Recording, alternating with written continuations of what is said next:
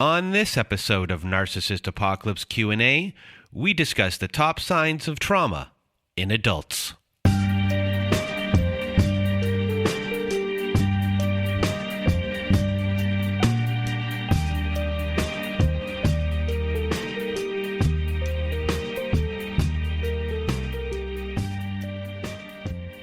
Welcome to Narcissist Apocalypse Q&A, everyone. I am Brandon Chadwick, and today we are going to discuss the top signs of trauma in adults. You may be going through these things before a relationship, within the relationship, after the relationship. These are things to look for. Sometimes these things can really get in the way of living, but also within the relationship, some of these things might be getting masked of what's really going on as well, and we'll get into everything. But if you want to be a guest on our Survivor Story shows or Survivor Story episodes, please do go to narcissistapocalypse.com. At top of the page, there's a button that says guest form. When you click on that button, it takes you to our guest form page.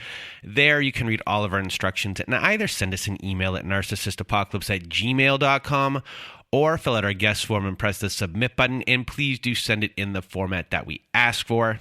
So again, as I said before, today we're going to discuss signs of trauma in adults. And the first one I have on my list is hyper-independence.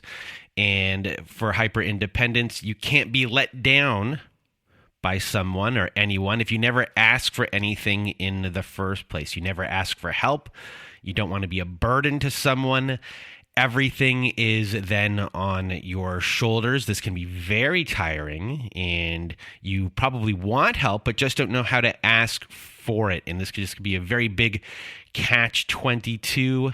And if you're a hyper-dependent person in an abusive relationship, this can mask that you are with an abuser for a very long time until the day you finally say no or ask for something. It's why I recommend for people to say no early on in relationships and often, just to see how someone will react to it. Obviously, in the aftermath of a relationship, hyper-independence can really wear one down. So it's important to start creating a support system and really start to rely on other people. Hyper-independence can really get in the way of your life. And the next one on our list here is difficulty trusting. And this is the fear of getting too close to people. It's very linked to the one I just mentioned, hyper-independence, childhood trauma, particularly if it was caused by a caregiver, can really lead to trust issues. A person may find it difficult to believe that others have any good intentions, fearing they might be hurt or betrayed as they were in childhood. In the aftermath of abuse, you might have difficulty trusting for a very long time. You feel that your compass or your ticker, your inner ticker of who to trust, can I even trust myself, will be broken. Because of what's happened, it's hard to figure out trust with others, especially if you don't think you can trust yourself. And I hear this a lot of times on the show. People say, trust your gut at the end in their words of wisdom. But for a lot of people, trusting your gut, they have a hard time after because they felt that they were trusting themselves throughout this whole process and they chose wrong. And figuring out trust or what your compass is, or if you have good readings at all, is very difficult in the aftermath. So difficulty trusting is a very big thing. Another sign of trauma in adults is low self-esteem, low self-confidence, having a negative view of oneself, feeling unworthy or unlovable, feeling you don't look a certain way, lack of competency, lacking in confidence. When this is happening, either it was created from childhood, created within the relationship, sometimes it's created in childhood, and this low self-worth, you get into a relationship with an abuser and you quickly hand over your self-esteem and self-confidence into their hands for them to just absolutely obliterate even further. Within abusive relationships, the abuser creates this trauma by manipulation. They try to erode your sense of self. It becomes harder to leave. Even if you have left the relationship and you've left the childhood abuse. If you're doubting a lot of the time what you're saying is the right thing, or if you're doubting if you acted the right way in a social setting, asking people like, are you behaving correctly, are you a good person? If you're doubting a lot of these things, it means that a trauma has most likely gone on in your life, and it's something that you should be looking at, because it's something, you don't want to be walking around that way all the time thinking, just doubt and fear and that anxiety that could be going on. And the next sign of trauma in adults that we have is fear of being judged, fear of rejection. And childhood trauma can really instill a deep-seated fear of being rejected, and this fear might make it challenging to fully engage in a relationship, worrying that the other person will leave them. And an underlying fear is that their partner will eventually leave. So this underlying fear that the partner will eventually leave, these thoughts often reveal themselves in everyday situations, such as getting scared when a partner goes out by themselves, or being unable to self-soothe if your partner leaves the room during an argument. This fear is sometimes manifested as jealousy, in some extreme cases, possessiveness. This is something that can destroy a relationship as well. And within abusive relationships, this type of trauma can put someone in a bad spot by just given too much of themselves, or just by giving too much of themselves without really getting anything back in return.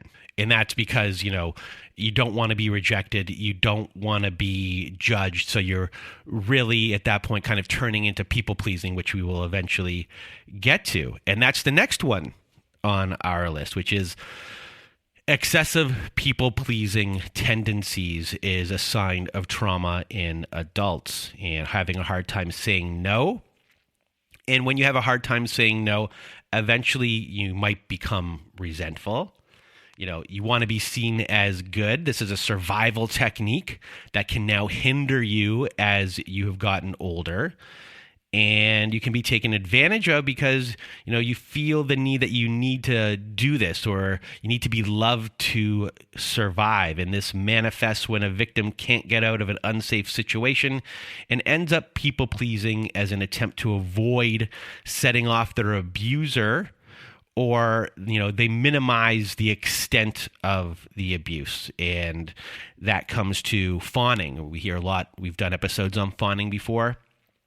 And fawning is, a strategy where you are going to be, trying to please the abuser to be safe. And then you have codependency, where you're kind of merging with the abuser to connect with them to feel safe. And you're constantly feeling that you need approval from other people, whether you are in an abusive relationship or out of an abusive relationship.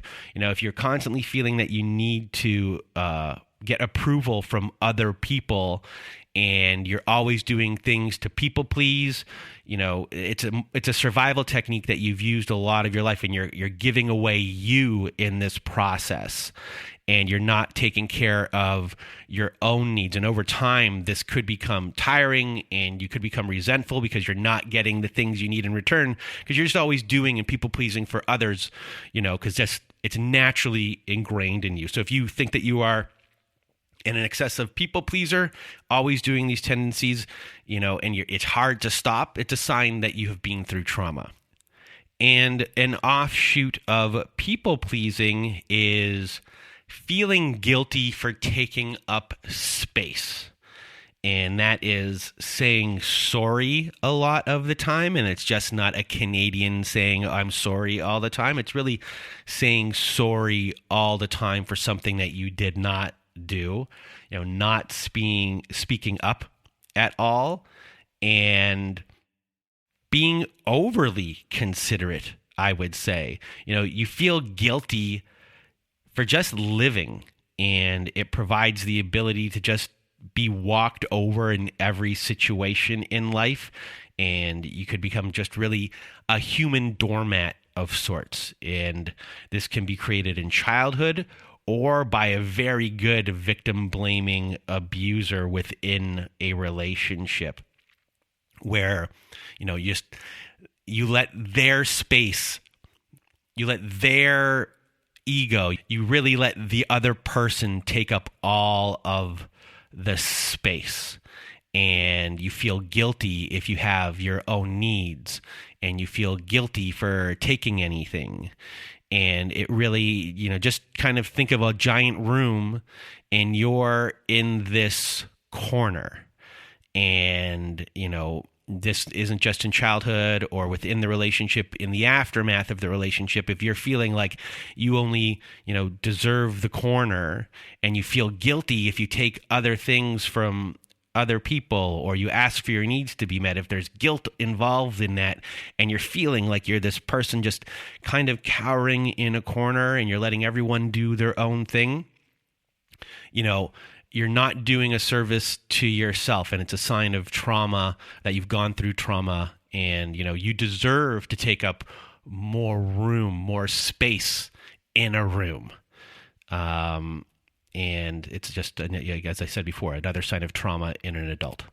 And the next one on my list here of trauma, signs of trauma in adults, is oversharing when you haven't known the person long, or the opposite, where you don't open up to anybody. You have two extremes here, and some may be turned off by oversharing. There's a lot of people out there who hear someone overshare, and they're like, "Oh, this is too much for me to handle," and that can really hinder creating relationships. For other people, that might be like way too overwhelming to hear right off the bat. And then the opposite way, when you're undersharing, it makes it difficult to make friends or connect with others as well. It's harder to get to know people. And, eventually, if you're undersharing in certain situations, things can really become surface level. And you might not like the surface level relationship, even though you're taking part in it. The other person might be like, oh, we're not kind of connecting here, and the relationships could dissolve or just not go any further. And when it comes to sharing too much, being an undersharer, you might have shared too much in your life, within your family or within a relationship that became abusive, and you might have had all of those things used against you. And that is hurtful. So it's a very difficult thing to try and open up and share. It's hard to open up because of the trauma that you've gone through, because it's hard to trust other people after that. And to use your most vulnerable things about you, the things that make you tick, the things that you might have as your identity, to have those things taken from you and used against you, and maybe even your traumas used against you. It's a very difficult thing in the aftermath to open up to other people, and that's why there's these kind of two extremes. And I'm not saying to, hey, go open up to everyone right away, but there has to be an equilibrium here, because what we're talking about here is two extremes, the oversharing and the undersharing. How do we meet in the middle for this one is something for someone to work with when they're working with a therapist, if you can afford a therapist, and or you can go to a support group. But these things are signs of trauma in an adult. And up next, we have having a hard time showing or feeling emotions. And sometimes having a hard time even describing how or why you feel some way is a very difficult thing. When I do the show, I like to have people describe how they were feeling, what they were feeling, what emotions they were having. Some people can do it, and then some people can't. They just don't have that ability. They, a lot of times they grew up and they weren't allowed to have feelings. They weren't allowed to have emotions. They don't know how to even connect to them. And a lot of people end up, emotionally numbing themselves. Depersonalization becomes a big thing. You really may have never been allowed to have emotions. They could have been really minimized. So you get used to stuffing these things down and bottling them up. And you could have been someone who everyone looks at as like, hey, this is a real even-keeled person. But you've been taught to really like not rock the boat or like else. And it's hard to have conversations or get close to people when you can't feel or understand what's going on inside of you. And it's a big, big issue for a lot of people. The people who have a lot of emotions, sometimes I think might take for granted, when someone asks like, how are you feeling? And they can't even locate what that is, or it might take them a very long time to, understand what's going on because they haven't been allowed to for most of their life, feel in a lot of ways, or just been minimized in such a way. And so when someone says like, I'm okay, like, what does okay mean? Maybe that person doesn't know. Like, I'm fine. When someone says that, you're like, they're not fine. Like, what's really going on? But for some people, they don't even know where to even begin to understand what's going on, because that could be scary for a lot of people to really kind of start deep diving into emotions, because it could be so overwhelming of what you find underneath. It's the equivalent of, oh, I'm going to go fix this one thing inside this wall, and you open that wall, and all of a sudden you see that there's mold inside, there's this inside, there's this inside, there's this inside, and now you got to tear down the whole entire thing. It's a scary thing to go inside a wall and fix that wall sometimes, which is, why it takes a long time for people to maybe start dealing with the idea or the thing that they don't feel their emotions or have a hard time showing their emotions, because it's a scary thing to deal with, because there's trauma that is sitting behind it all. And the next sign of trauma in adults is hypervigilance. And hypervigilance is a way for an individual to protect themselves from feeling overwhelmed by their emotions. When a person is hypervigilant, they are constantly on the lookout for any potential threat or danger, which can lead to them feeling stressed and anxious. It's a survival technique. And from parents, siblings, bullies at school, abusive partners, you don't know when someone really might fly off the handle. Or when it comes to possessions, how things could be stolen or taken from you. Even if you go back to like the Great Depression, an example of a hypervigilance that might be there is when it comes to money and to all the little tiny things you have, like a penny saved is a penny earned. Things were so scarce back then that there could be this real hypervigilance about like, saving every little tiny thing, because you just never know when, the big boom is going to happen again, and, the depression will just unfold in another way. So there's a hypervigilance from, a socioeconomic perspective. But because of this, when people are hypervigilant, some offshoots that happen here, you might need a lot of space, time to yourself. Your central nervous system is just in this constant state of hypervigilance.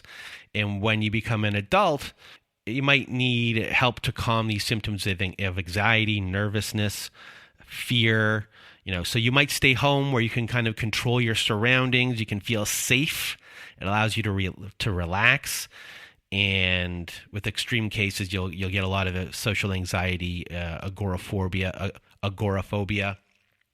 And some of these anxieties could manifest in obsessive compulsive behavior, because that's about safety and control, from cleaning to locking doors, checking if the doors are locked. So this is hypervigilance and how it can really affect you. It starts off as a survival technique, and you're using it to survive, but in the aftermath of abuse from childhood or relationships, being hypervigilant all the time and having this anxiety when these things aren't going on will start to kind of work against you, and it's a big sign of trauma that you're still carrying it as an adult.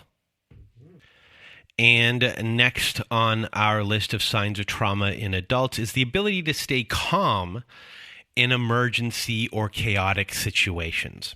And some in this camp are just very calm in emergencies because they are just used to the chaos. And then when there is no chaos going on, they might have crippling anxiety when things are normal, because during these times they're thinking of all the possibilities of the things that could go wrong.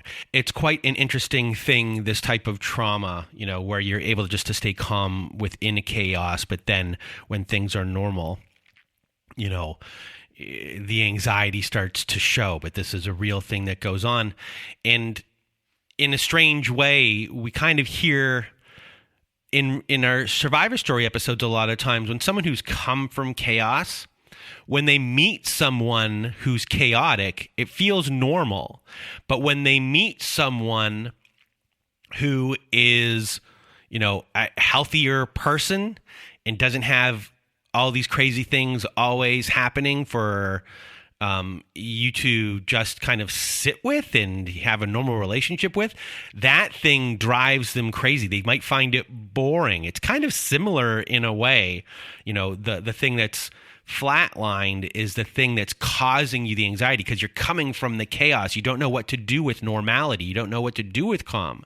So then you're kind of looking for things that are wrong, or looking for issues that might be wrong with this person, or you might just find it boring.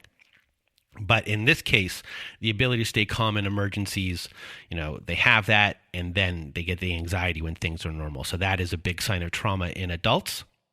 And the next one on our list is scared of conflict to the point where you avoid it at all costs. And people in this camp are certain that when conflict happens, the other person will hate them or it will just end horribly. So you avoid conflict altogether because you're used to never really see people calmly sit down and discuss their emotions in a loving way.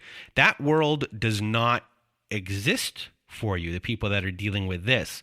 So avoiding conflict can then have just really things build and build and build. And if it's a new relationship, this is not good. Resentments might just continue. This could happen in the workplace as well when it comes to coworkers or how you're feeling about your workplace.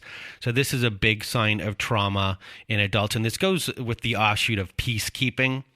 So when you're little, you might not want, your parents to fight or other family members. You don't want to see them mad at each other. So you're this in between. Your parents might be fighting constantly.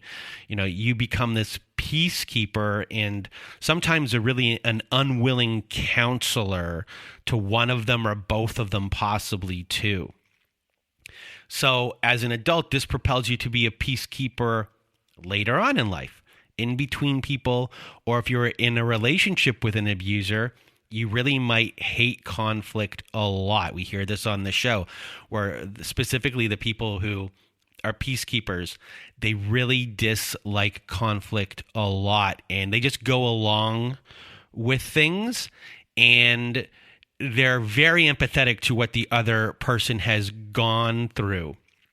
They don't really say no. There's no pushback. There's no saying, your needs aren't being met in any sort of way. And sometimes that can really mask that the abuse is going on because you are such a peacekeeper. You just don't want any fights to happen. You hate conflict that much. So abuse can really take hold, and you really don't ever speak up or fight back.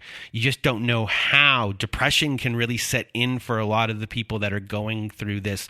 And then usually, we've had stories sometimes of people who are peacekeepers, and they don't really know that there's abuse going on for a very long time, and then the first time they say no, boom, they really get to see who they're dealing with. So peacekeeping within an abusive relationship can really mask what's going on and keep you in an abusive situation for a very long time. And then in the aftermath of all of these things, when it comes to peacekeeping, this can really affect your work life. And it can also, just affect your friendships, and it can really affect every single aspect of your life, because you don't really like conflict, so you could become a doormat in a lot of ways, and you have to try and figure out how to kind of say no eventually, and to really start standing up for yourself in a lot of ways. And the next sign of trauma in adults is perfectionism.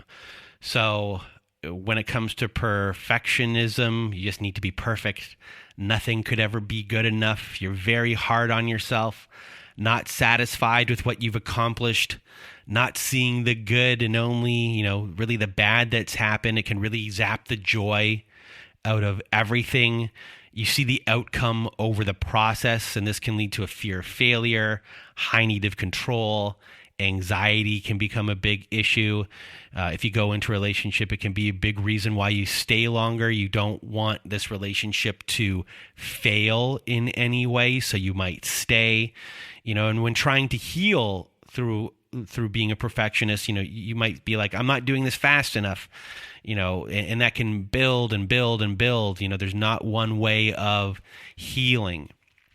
So that's a big sign that you might have trauma as an adult, when you might have perfectionism in your life, that you're not really enjoying the things you're doing. You're kind of really looking at the outcome and why aren't I getting there, and the process of everything, enjoying that gets taken away, and it takes just the joy out of a lot of things away. And the next one on this list of signs of trauma in adults is over-explaining. And earlier I used oversharing, but over-explaining is different. And over-explaining is when you're just really trying to justify your thoughts and actions. You're preparing for someone to really demand an explanation from you, or you think that someone might be judging you, or the fear of judgment, that you're a bad person, that you're wrong. It just feels like you need to over-explain to justify what you are doing, who you are as a person, just to exist. And this can happen from your childhood experiences. This could happen from an abusive relationship, and it's like you need to prove to yourself that you exist, and you exist in a good way and in the right way. And it's a dynamic where things have shifted, and you are kind of looking up. And I've actually had this happen before myself. And it was a very weird experience. And I noticed it when it was going on. And I had gone through a lot of therapy at this point too. But I remember I was at a table with my friend and these two older people. And one of them, and this person was very intimidating looking, who was sitting across from me. And they were asking me questions about what I did for a living. And all of a sudden I tried to start justifying, my life to this person. It was just the demeanor in which they looked at me and how they were holding their body, in this intimidation that I was kind of feeling. And I just started trying to justify it. And it felt like I was scrambling, and I was scrambling, and I was scrambling. And I felt like a kid sitting there. I just felt like a child. And it didn't feel good at all. And I remember when we left that situation, I was with my friend, and I was like, I felt like I was justifying what was going on. And they looked at me and they saw the whole thing. They're like, what was that? They used a swear word in there, but they said, what was that? And I said, I don't know. All of a sudden I reverted to being like a kid, and that I felt like I needed to justify myself to the adults in my world. And it didn't feel good. And that's just a sign of trauma or unresolved trauma that I was going through in that moment. And if you're going through that when you're kind of trying to justify yourself by over-explaining, what you're doing to kind of prove yourself, that's, a sign of trauma. I've been through it, and I'm sure a lot of people listening right now have been through that too. So next on our list, signs of trauma in adults, is something that we've kind of mentioned already a bunch of times.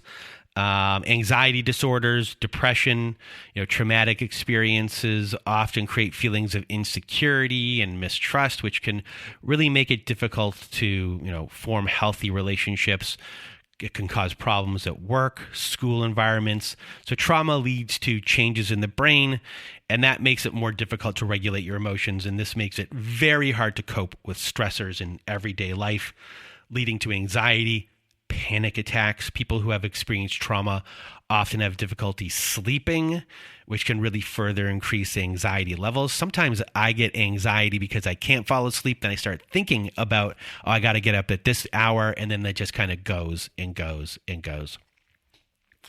And then all of a sudden I don't get good sleep at all. And then there's depression. Depression, it can occur particularly when the trauma is really severe and long-lasting. Trauma can cause changes in the brain that lead to this depression, as well as feelings of hopelessness, helplessness. And people who have experienced trauma, this type of trauma, often struggle with sleep, appetite, which further contributes to the depression.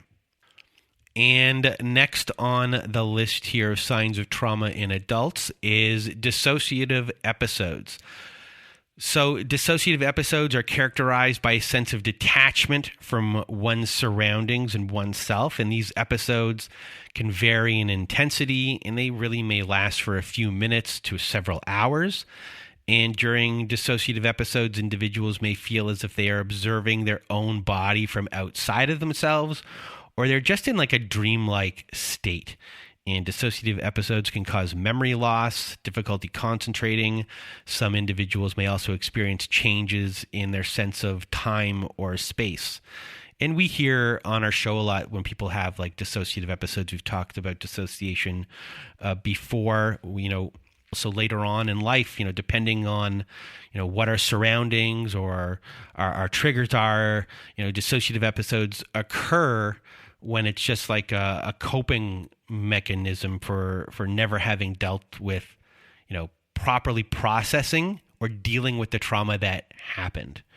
And this leads to people feeling as though they are like constantly reliving the trauma, which can be very distressing for a lot of people. So it's really important to have a support system in place if you're kind of dealing with this, if you're dissociating from reality as a way of coping, because chronic dissociation can really be very, very challenging to overcome. And another sign of trauma in an adult is communication issues. And if you're someone who doesn't have the ability to communicate your needs, desires, feelings, this might make life very difficult. Communication comes to misunderstandings and conflicts in relationships, whether they are adult relationships, romantic relationships, friends, family, workplace kind of stuff. If you're having ability to have proper communication, that's a sign of trauma, that you've gone through trauma, and it's a sign of trauma in adulthood. And then the last one on our list here is just physical intimacy problems. So if you've gone through childhood trauma or relationship trauma, sexual trauma, physical abuse trauma, you might have a very difficult time having physical intimacy in adult relationships. And it's just another big sign of trauma in adults. So that is our list of signs of trauma in adults. And, these things are stemming from your childhood, or they're stemming from the abusive relationships that you've been in. And if you're seeing that you have a lot of these signs that I've just mentioned, that you have a lot of these traumas still kind of going on as you're an adult, hopefully you start to kind of address these things and work on them a little, so you can have a more functional life as an adult, or healthier one. Whether you go into another relationship or not, it's a good thing to work on these things and grow. So hopefully you found all of that useful.